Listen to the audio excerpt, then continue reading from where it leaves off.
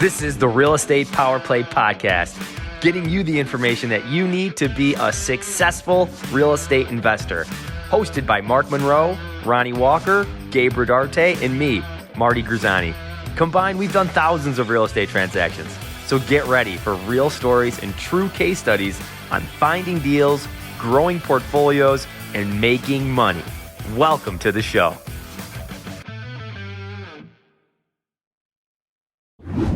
Hello. Good morning, everybody, or good afternoon for those who are on the East Coast. This is the Real Estate Power Play on our normal Tuesday call, and we are ready to get cranking. Guys, we got so much cool stuff that's happening. We have some adjustments that the market is going through, some adjustments in our own businesses and our lives. And Mark and I just want to share a bunch of just what we can do to help out others.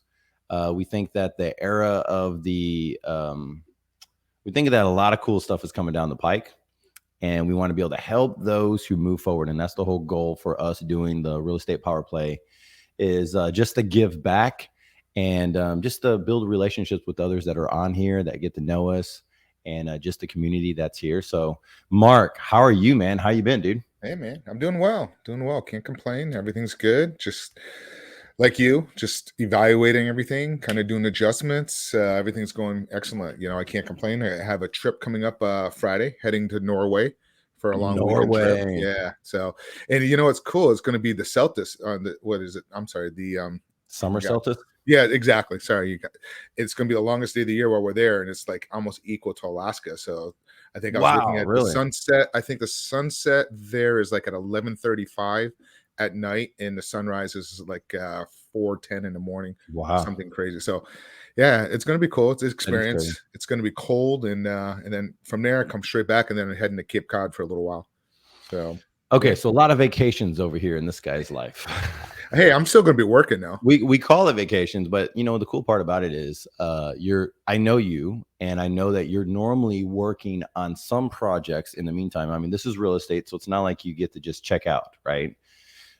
Which is a pro and a con. We could go over that today also. Just how do we go through running a real estate business, a successful real estate business, knowing that some of these projects take 45 days all the way to 2 years, or even longer. And especially if you're holding on to them, they're forever.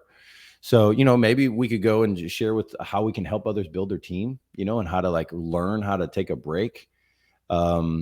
And then just one of the cool things I like about Mark that he's really helped us in our business is just setting up some of the processes to where you can do that, right? You can check in for 2 or 3 hours. And the next thing you know, Mark's off and, on some yacht somewhere, you're doing something for 24 hours and you come back and you check in again. Right. Perfect. Yeah, you got to do that. You just set those systems up.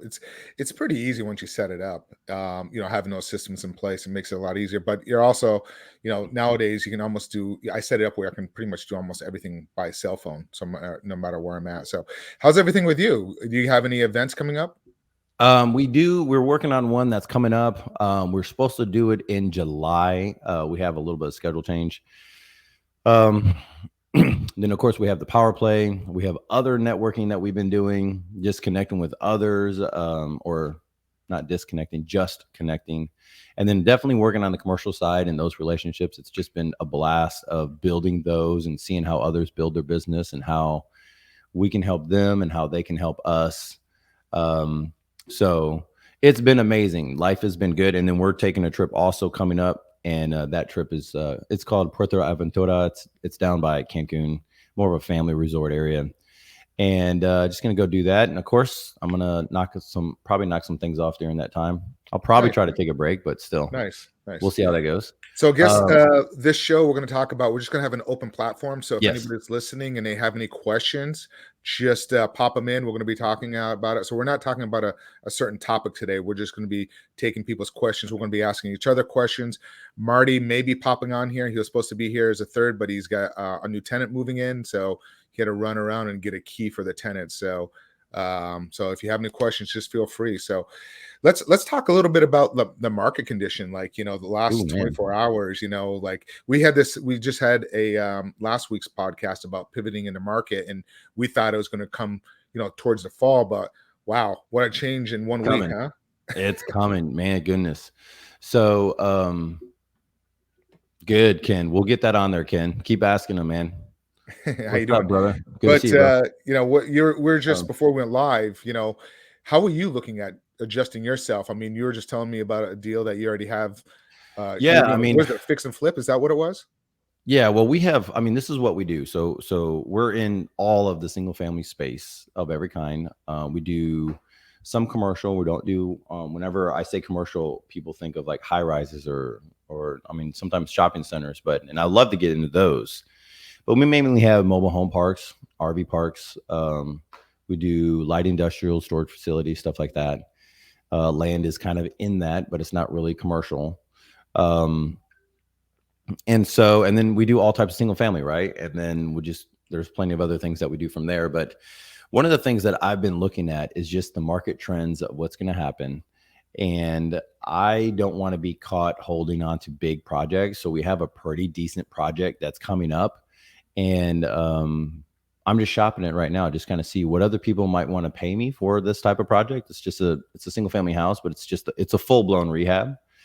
And, you know, if I get done with the rehab and I end up being in August, September, and the markets are still like this, then that's really not that, you know, prime of a thing for me. So I'll just go and find out if there's anybody who would want to buy this type of property as is, current condition, where it's at. I probably will still have to take it down just because of timeline. I want to help the seller move on. And so I'll be using my own cash or private money is what we do. So if those who don't know, the private money scenario is basically how I explain it, is that I take my friend's money, that whoever my friend is, you know, and I'll take their money and I'll pull it together and I'll put it towards an asset, and we put money into the asset, fix it up, do something with it, and either sell it or hold it. And that's pretty much private money in a nutshell, right, Mark?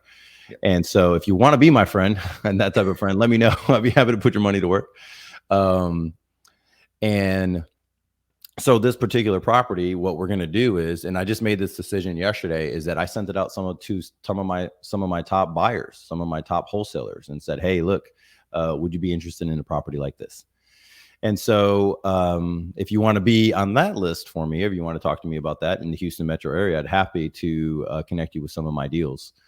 And so that's what I'm doing now, when normally, I mean, last year I would have grabbed it and flipped it and tried to get it for the top dollar. Now I'm just in a situation of going, okay, well, let me see if I could just move this.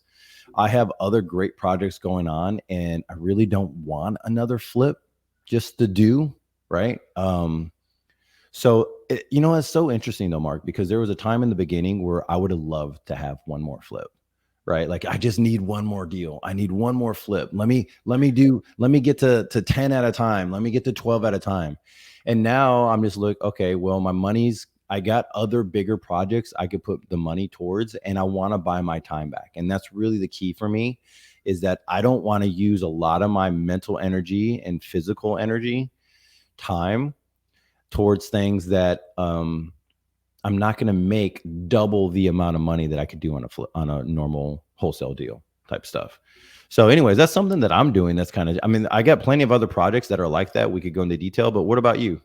Yeah, like yesterday I was actually texting a lot of people I do some JVs with, and some of these guys that do the you know, fix and flips, and I'm telling these guys, be very, very, very careful on your fix and flips. You guys, during the last time, you know, a lot of fix and flip guys got caught with the pants down, and you got to just make sure you have a backup exit strategy. Like, you know, you got to make sure you can rent that property out, because some of these are going to be sitting for a little while. You know, where I was actually just with somebody this morning, and he does a lot of land wholesaling, and he actually funds some of them, and he's sitting there saying that some of them now, they're just sitting and they're not moving like they were.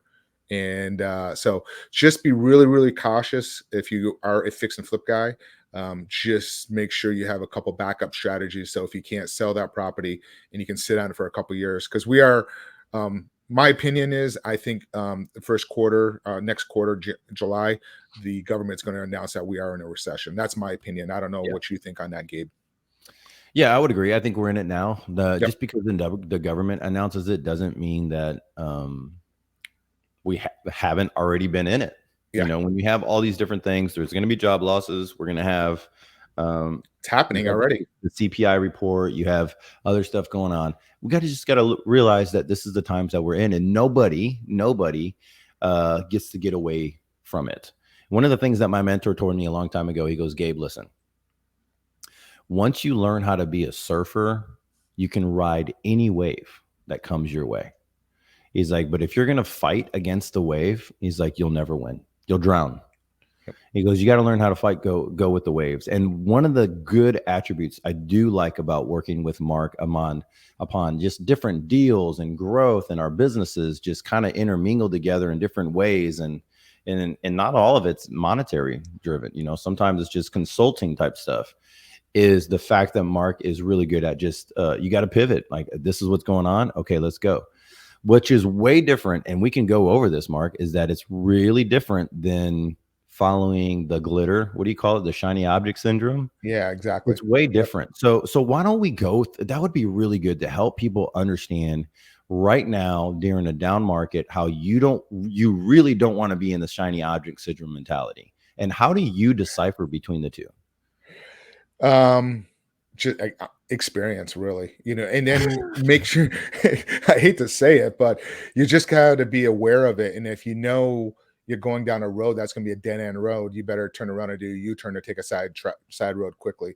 You just got to be able to move quickly and pivot quickly. But I'm looking forward to a pullback here. You know, there's going to be a lot of great opportunities. Some of these people that are listening to us right now, that's only been in the real estate wholesaling game for a little while. Some of you guys are not going to be here, you know, and you guys come back around. And then anybody new that's coming into it right now and like listening to this, you know, stick to your 9-to-5 job right now and just start 100%. learning the business. Start learning the business and start learning strategies. So in 6 months to 10 months, you're going to be educated and you're going to be well positioned to start picking up some great opportunities. So you just got to be very, very patient and go through this. And a lot of people are going to do really well. I know several people that went through the last one that came out great. And then some of them, you know, the fix and flip guys, you know, a lot of them got hurt. And then some of the other ones just kind of pivoted correctly. So, and then also you still can do the wholesaling. You just got to make sure that you're really getting deeper discounts than what you're used to in the past. On that one. So I'm looking forward to it. And, you know, I'm just adjusting my strategies. You know, you have to have a tool belt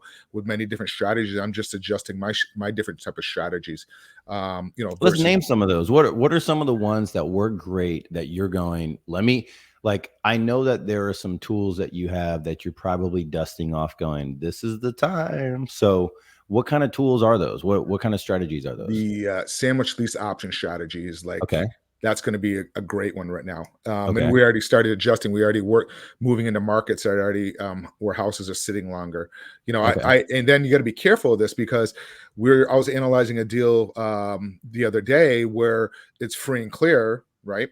And I was going to present seller financing versus a lease option. But the seller financing didn't make sense. The lease option made more sense. The reason why is because now the interest rates are going higher. So that area, the owner on a rental is getting $1,500 a month, right? So I was going to negotiate it down to like $1,400 a month, you know, and they're responsible for tax insurance. You know, I say I'm going to take care of the maintenance repairs up to $3,500, but I pass that on to my tenant buyer.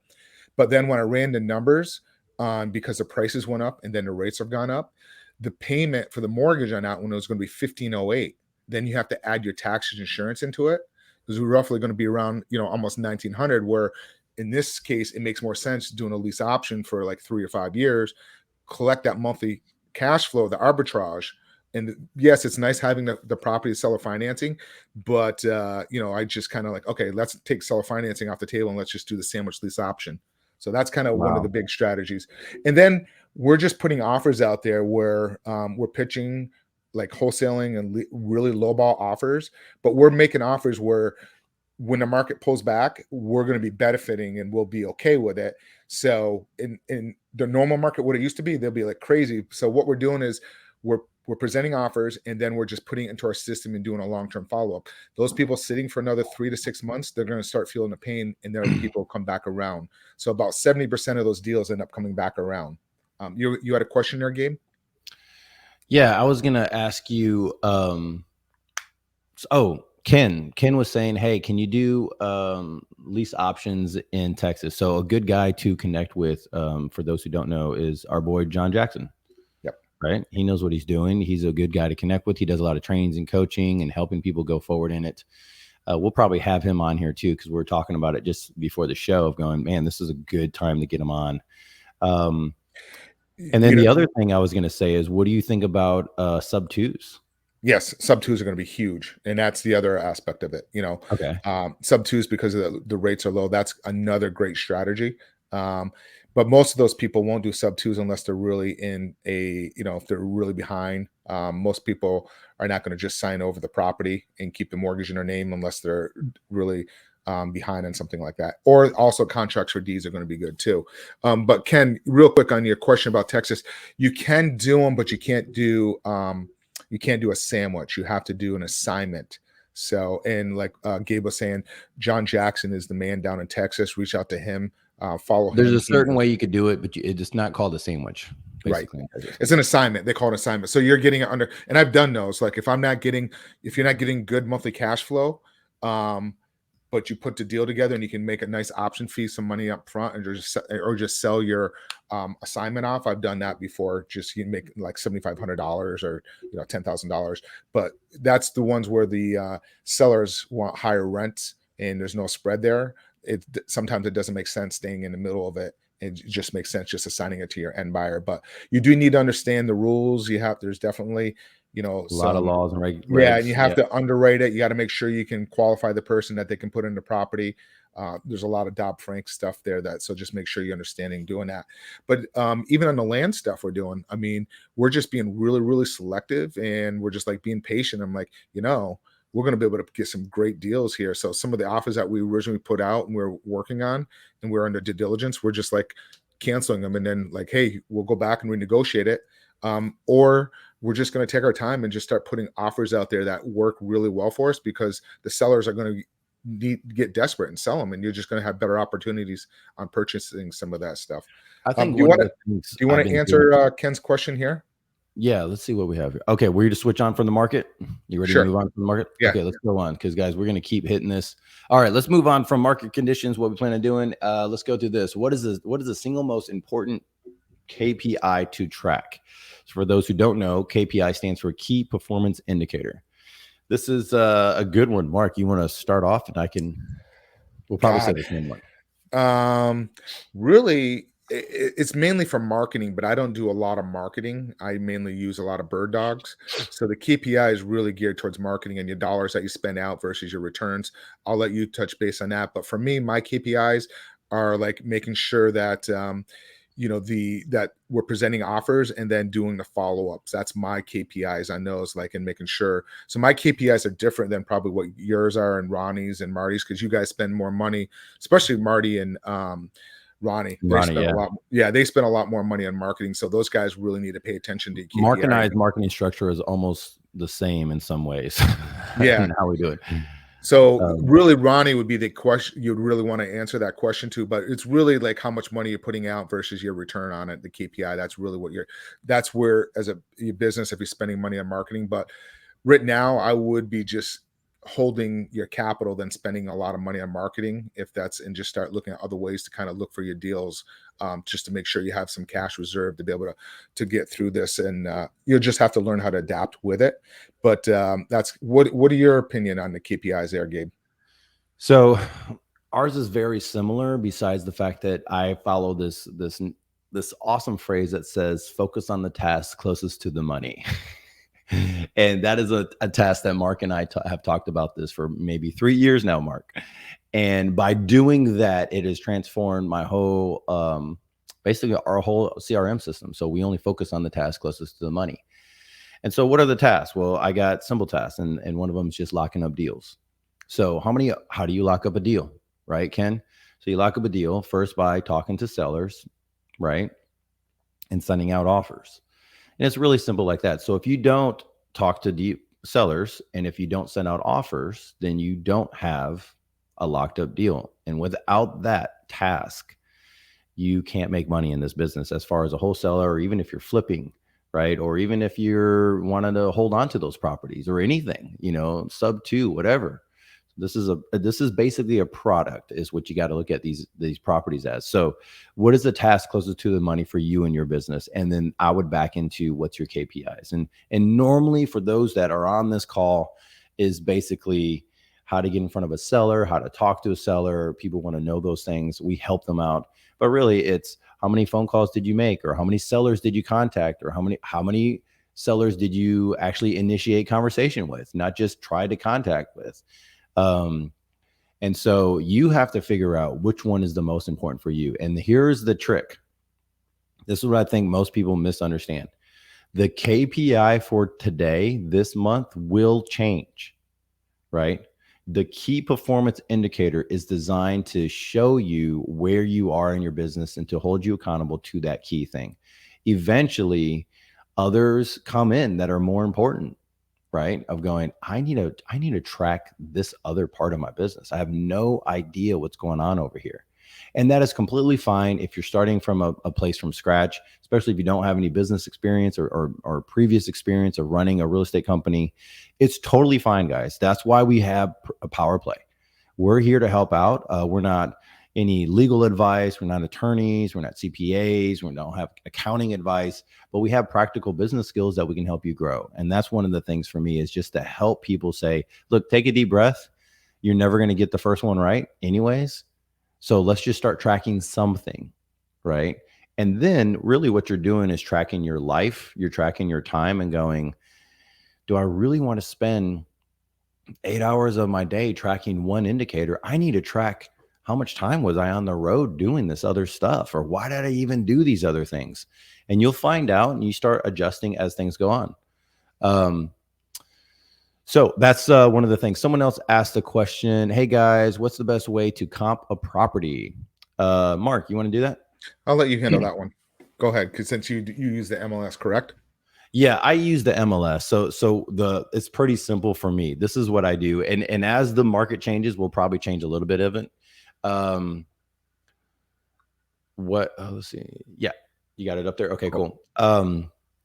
Look, there's multiple ways to comp a property, but the way I look at it, if you're looking at a single family resident area, and let's just do single family because that's what most people are talking about. You have 4 major roads, right? And that's the way I look at it. Sometimes there's 5, but a neighborhood is normally a block to some degree. Now you'll have some people to go, oh, I went a whole mile out. Well, what if the mile radius, the neighborhood is only half a mile radius? What if there's only 50 houses in the neighborhood and it's all on one street, right? And so one, you want to make sure you got the correct geographical area. If there's a freeway on one side, don't cross the freeway. If there's a major boulevard on one side, don't cross the boulevard unless you know they're the exact same type of homes on that other side of the boulevard. All right. So you're going to comp that out. The other thing that you want to look at is your square footage, right? Sometimes you want to look at the year. Sometimes most of the neighborhoods are all built in the same year, so you'll be good.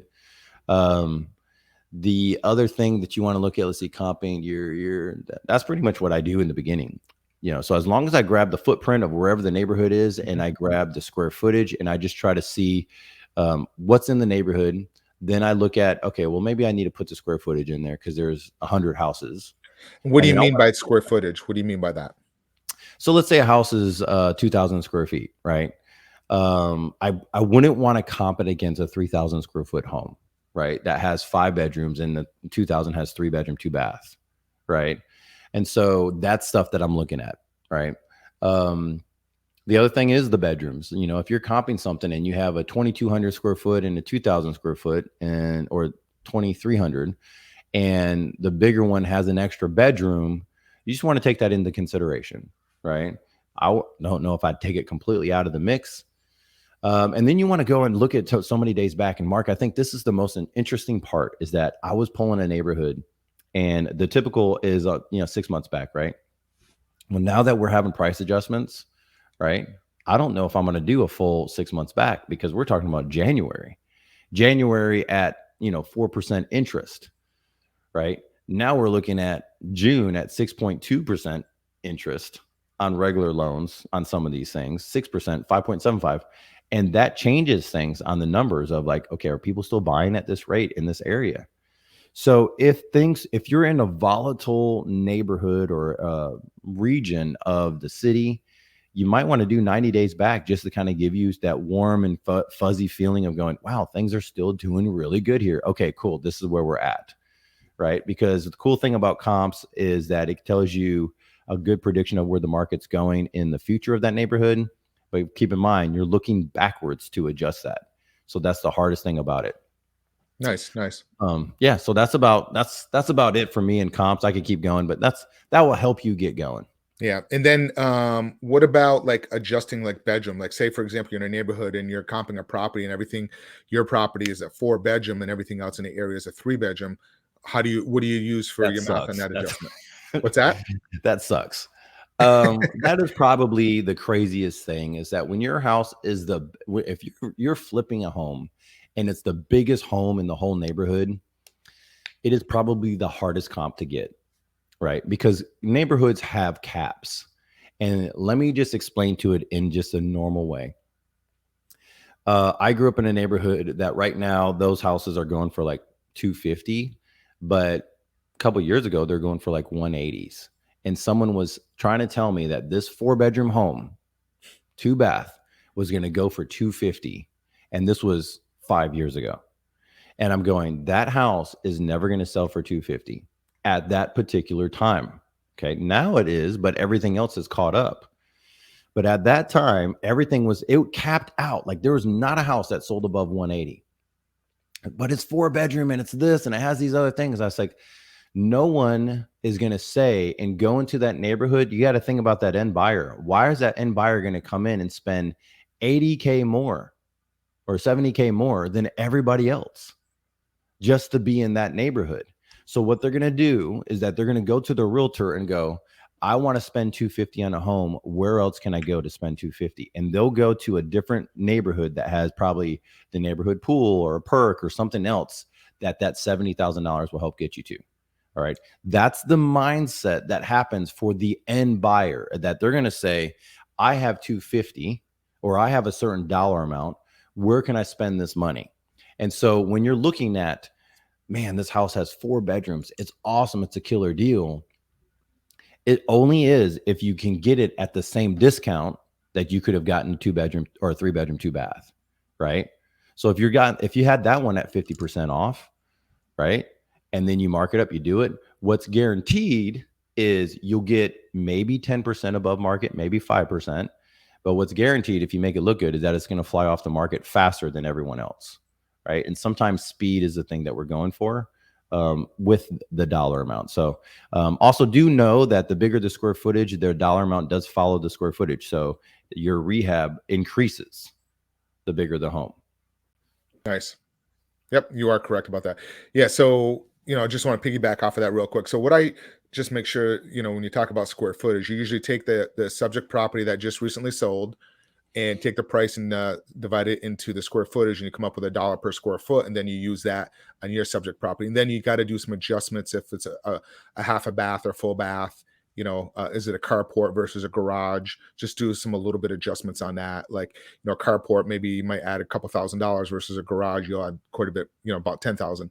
And right. And then a bathroom, maybe add $5,000 to $7,500. So just kind of, there's some good videos on there on YouTube if you want to learn how to comp properties. That's another good way of following that. The other thing, keep in mind, PropStream a couple months ago has ended, and I know everybody used to use PropStream to do comps, and you can't use PropStream anymore to do comps yet, because they don't have the recent sales on there.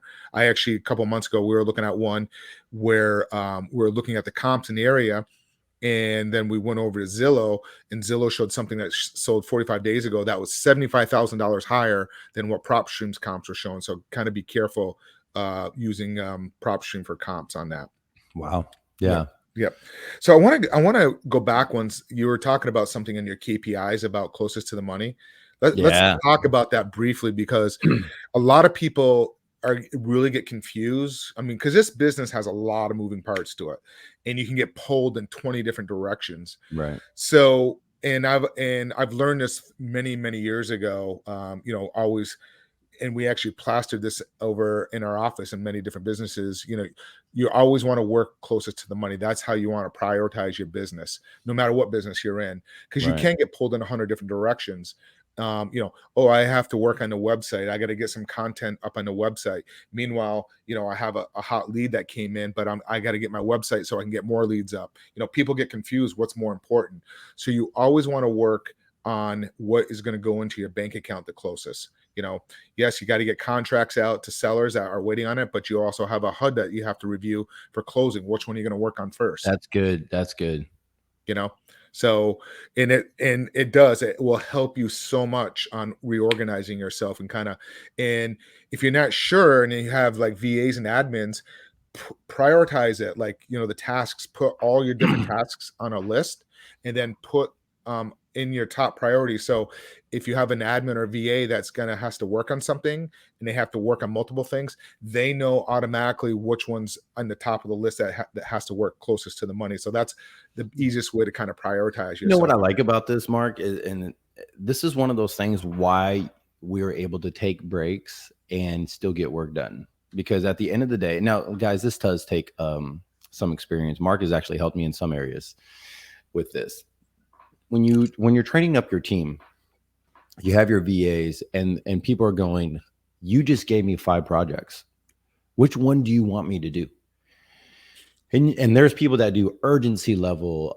Is this urgent right now? Is this hot? Is this cold? Is this medium? Like, what do you want to do? And then you start adding in this other stuff and new things and new fires to put out. And then you're going, man, you can get kind of whacked easily. And I was just with a group of people last week, and they were kind of saying the same thing, Mark. It was kind of funny. And I'm going, look, I know exactly where you are at. I totally get it. But you got to focus on the task closest to the money, right? Like, what's your QBR? What's your queen bee role? Like, what is the thing that you need to do that keeps the whole business going? Great. You do that while the team is focusing on those tasks that need to be done. We had a property where, for some reason, the well went out on the property and no one can figure out why. Well, it was very simple, right? The power went out to the well. It was that simple. But one of the tenants was like, hey, I think the water's out. Then the other tenant was asking something. And so we're just going, that can't be right. The well's only 3 years old. So it was just like, go call the power company and turn it on. It wasn't that big of a deal. What happened? Well, that card that we were paying on, it expired. And lo and behold, the everything else that had to do with that property, those people called me that same week, meaning the trash company, all the people like for that property, because there was all on a specific card for that property. And the card expired. It wasn't a big deal. We just had to update the card. Great. But those are the tasks closest to the money for that moment, right?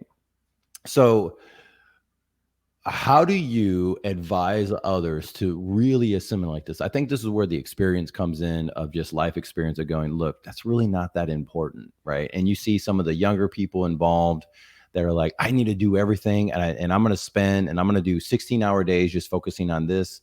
Some of it's really good because you need to iron out the processes. The other part is you're probably overworking because you don't have a system in place.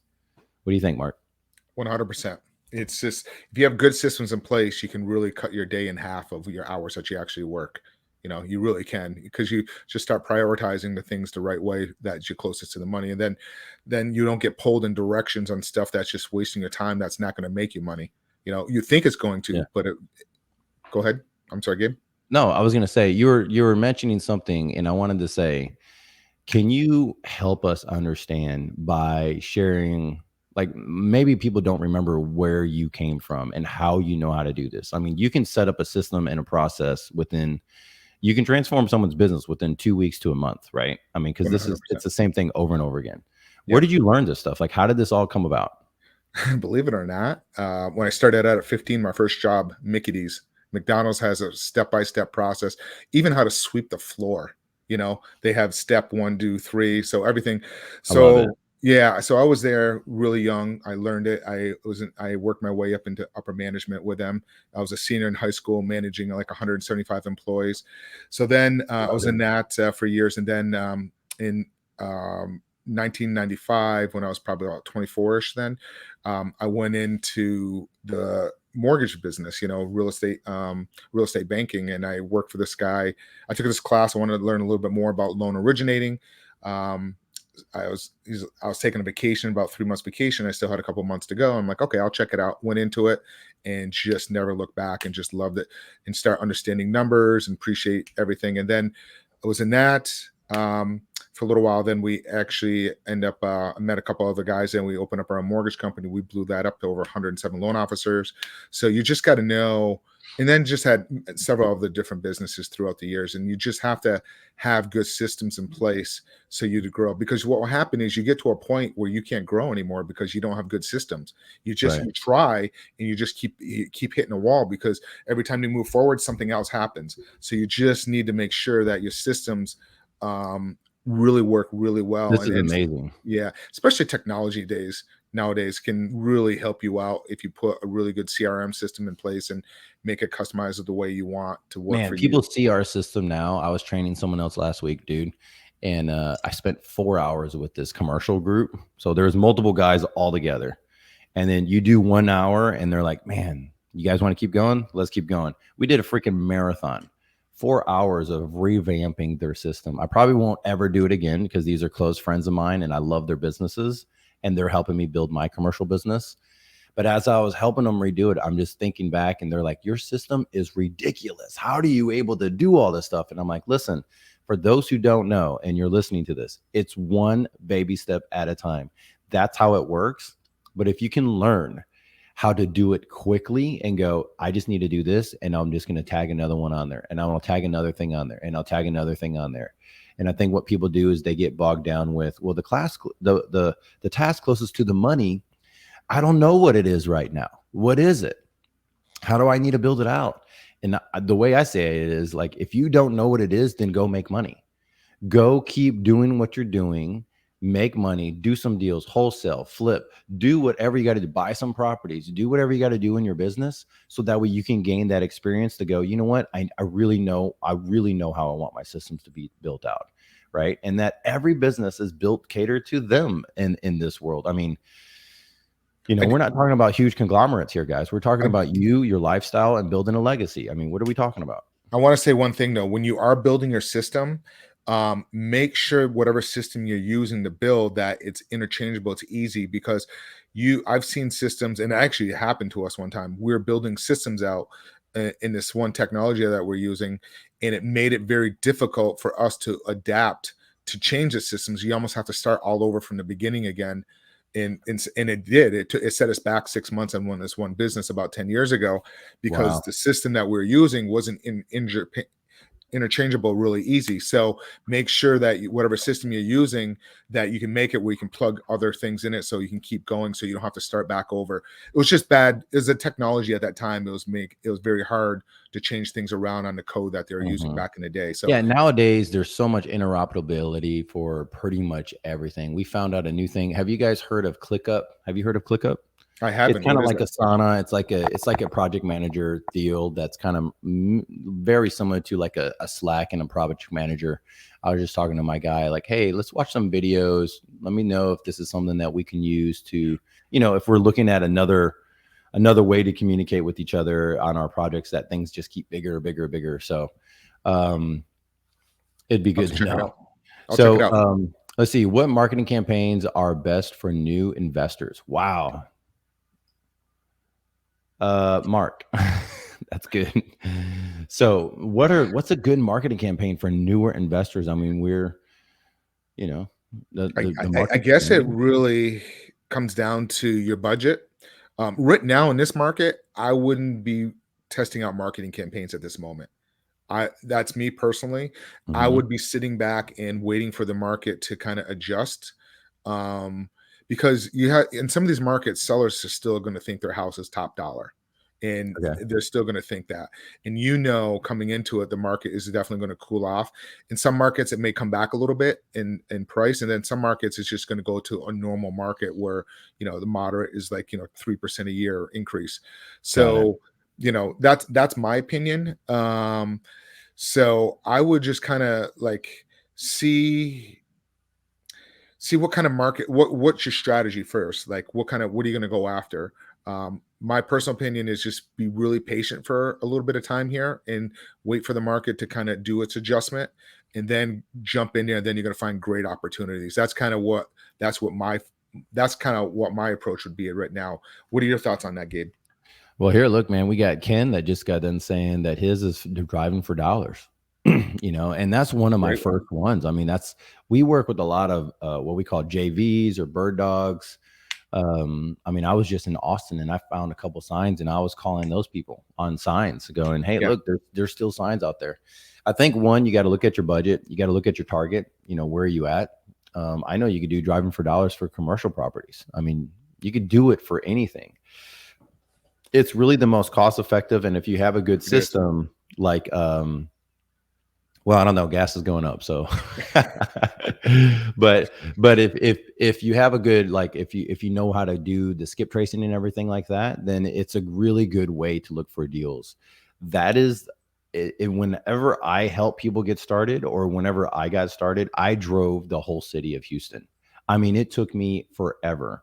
But I know, and even now, just from those days, some neighborhoods I've never been back to, and I don't even remember their names, but if I look it up on the map, I'm like, oh, I drove that whole neighborhood. And guys, that's how I got started. I didn't have a big budget. I didn't even have a lot of money to put to the budget. I didn't want to drop all this stuff. So I go, well, if I could just find those. And some of the deals I got, Mark, I remember this one deal I did driving for dollars. We probably broke away with like $75K on this thing. And I probably put it on the list because of high grass. I'll never forget this. I'm talking to the guy. He calls me over, he calls me. So I'm there. I'm in front of the house. This is years ago, like some of my first deals. And he goes, how did you even send this to me?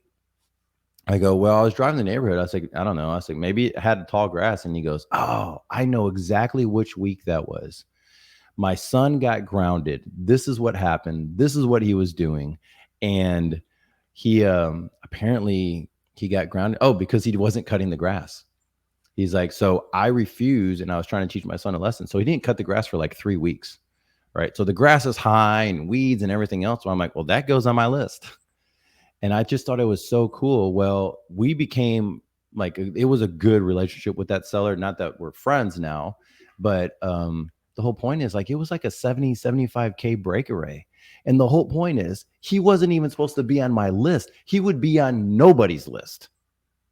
That's the point that I'm making for those who are listening. That's the power of driving for dollars. Yeah, is that I agree. Get to be driving the for first to get there. Yeah, 100%. Driving for dollars is really, and another cheap one is bandit signs. Just be careful of your area. Just make sure you know your rules and regulations in your area. But bandit signs are cheap. You can get like a couple hundred bandit sign or $100 bandit signs for a couple $100s. That's a really another cheap way of doing it.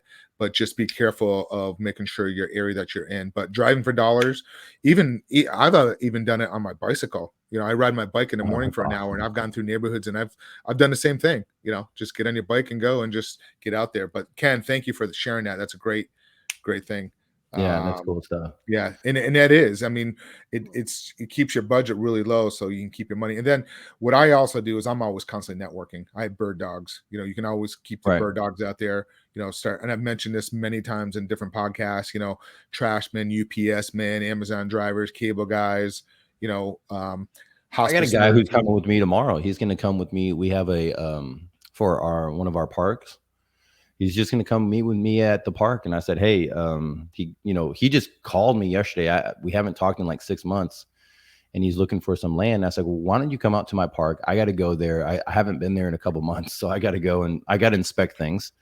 So I'm going to do a walkthrough with me and my project or property manager. Why don't you just come out and just see what we're doing? So that way you can see I'm looking for stuff like this. He's like, this sounds like a great idea. So he's going to come and look at some of my properties and then go and try to find more. And he's like, I need to know the rest, but I could find these. And I'm like, well, I'd love to buy them and we can JV. Right. And so that's some of the cool stuff, that's out there, is that there's plenty of opportunity, especially with, social media, Facebook, everything like that. So, Mark, we're about to wrap this baby up. What else do we need to do that we can help people just really grow in the power play world? Network. Network. Just get in there, start asking questions in the group. Reach out to anybody in the group like Ken. You can reach out to Ken. You can reach out to Gabe, myself. Just get out there and just network with people. That's probably the best bet. And if there's anything that you want us to talk about and you need some, or if you want a certain guest, anything that you'd like to, something like that, just reach out to us. And also be patient and just constantly keep educating yourself and learning more about different things within real estate, because real estate's got so many different levels and different facets that you can make money. And and that's where a lot of people, when they come in, they get sidetracked. They start learning one thing and then they get pulled to another thing before they even do a deal. I've seen that happen several times. So network is probably what I suggest. How about you, Gabe? What do you recommend? Yeah, I mean, definitely increase the people that you're around, raise your standards for those people around. Mark has mentioned it at least 3 times, to be patient during this season. And I think you gotta either, if you don't know, learn new strategies. Don't be that one trick pony type deal. Dust out those strategies if you're a novice or if you're experienced, because there's some cool stuff coming on. I do believe eventually the sub 2 market will start coming back very, very strong, where everybody will be talking about that. Lease options. I mean, that's what we're going to be hearing more. And you'll hear less and less of some of the other things. So that's some of the stuff. Like, we do see stuff coming, guys. We do see a shift. If you're only doing wholesaling, I would say you definitely need to learn some other skills, right? And start building those relationships, because this is the time that you actually get to acquire these properties for, 10, 15 years, 20 years. I mean, these are long-term properties that you're going to be able to pick up. So that's my take on it. Guys, this has been awesome. Mark, we're ready? We are ready. We're about everybody. That time. Thank you guys so much for joining on. Don't forget to like, share if you like this stuff. If you have other questions, you have just topics you want us to go over and spend a whole session over, we'd be happy to dig in deep to help you out grow in your business. And we'll talk to you guys later. See you. Peace. This has been another episode of Real Estate Power Play, guiding real estate entrepreneurs to a brighter future. If you liked what you heard, consider subscribing wherever you listen to your podcast, or follow us on YouTube at Real Estate Power Play.